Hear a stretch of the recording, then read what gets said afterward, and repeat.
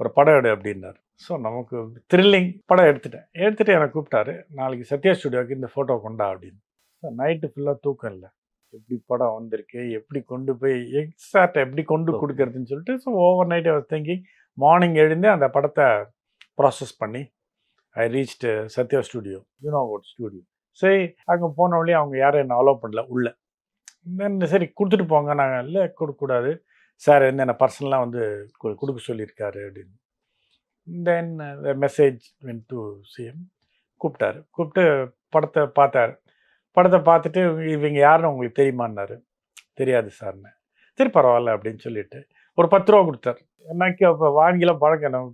ஏன்னா எம்ஜிஆர்ன்ற ஒரு இமேஜ் பக்கத்தில் நிற்கிறோன்ற அந்த ஒரு பதட்டம் இருக்க தவிர்த்து பேசுறதுக்கே நமக்கு வாய் வரல. இல்லை காசு கொடுத்தோம் வேணாம்னு சொல்லக்கூடாது, வாங்கிக்கோன்னு சொல்லிட்டு காஃபி சாப்பிட்டு போங்க அப்படின்னாரு. அந்த இன்சிடென்ட் லைஃப்பில் என்னால் மறக்கவே முடியாது.